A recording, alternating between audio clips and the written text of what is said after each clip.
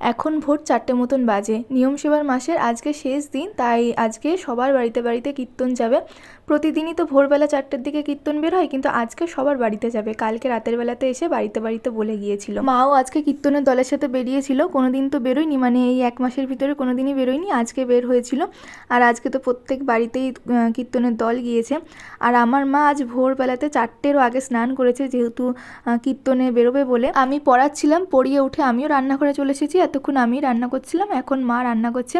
আমার মা অনেক দিন পরে আজকে বাড়িতে শাড়ি পরে রয়েছে, মানে কীর্তনে বেরিয়েছিল বলে শাড়ি পরেছিল, আর তারপরে চেঞ্জ করেনি। আমি বের হইনি, তার কারণ হচ্ছে অত ভোরবেলাতে এমনিই ঘুম ভাঙে না। ঘুম ভেঙে গেছিলো, কিন্তু বেরোতে ইচ্ছা করছিল না, সেই জন্য বেরোয়নি। আজকে অনেক লোক বেরিয়েছিল, আর এমনিও আজকে রাতের বেলাতে আমার একদম ঘুম হয়নি। অনেক রাতে আমি ঘুমিয়েছিলাম, প্রায় 1টা-1:30 নাগাদ ঘুমিয়েছিলাম। আবার এদিকে ভোরবেলা 4টের সময় উঠে পড়েছি। মা বেরিয়ে গেল, তারপরে মা আবার দুবার করে বাড়ি এসেছিলো, তো ওই করতে করতে আমার আর ঘুম হয়নি। আজকে সমস্ত রান্নাবান্না হয়ে গেছে। আজকে সকালবেলাতে আমার খুব ছিঁড়া পরোটা খেতে ইচ্ছা করছিলো, তো আমি ছিঁড়া পরোটা নিয়ে এসেছিলাম, মানে আনিয়েছিলাম। তো ওটাই খেয়ে নিলাম আমি আর মা দুজনে। রান্নাবান্না হয়ে গেছে। আজকে রান্নাবান্না আমি আর মা দুজনে মিলেই করেছি। আজকে জানো তো অনেক রকমের রান্না হয়েছে, প্রায় 3 রকমের রান্না হয়েছে।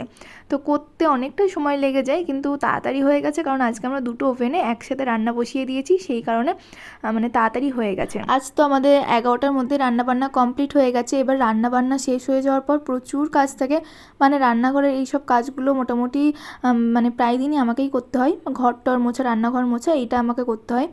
আর যে ছোটো ছোটো বাসনগুলো থাকে, থালা বাটি, ওগুলো আমিই মেজে নিই। আর প্রচুর বাসন হয় জানো তো, কারণ আমি যেহেতু ভিডিও করি, ফটো তুলি, সেই জন্য বাসন মাজা হয়ে গেছে। এবার আমি গ্যাসটা পরিষ্কার করে নেবো। আজ রবিবার, কালকে তো সোমবার রয়েছে, তো সেই জন্য না রাতের বেলাতে মা আবার ভালো করে পরিষ্কার করবে। আমি এখন এমনিই পরিষ্কার করে রেখে দিলাম।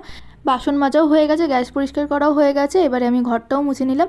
আর বাসন টাসন না মেজে না রান্নাঘরের মানে গ্যাস ট্যাস না মুছে রান্নাঘরটা মোছাও যায় না, কারণ আবার এঁঠো জল টল পড়তে পারে। সব কিছুই হয়ে গেছে, শুধু কড়াই দুটো আমি রেখে দিয়েছি মায়ের জন্য, কারণ আমি কড়াই মাজলে না খুব ভালোভাবে পরিষ্কার হয় না, মা মাজলে যতটা পরিষ্কার। এরপর চলে এসেছি ছাদে। আজকে আমার মা প্রচুর জামা কাপড় কেচেছে, আমি সেইগুলো নাড়তেই এলাম।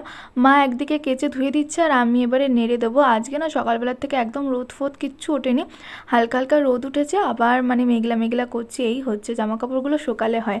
আজ সারাদিন প্রচুর কাজ। এবারে স্নানটা করব, করে তারপরে একটু রেস্ট নেবো।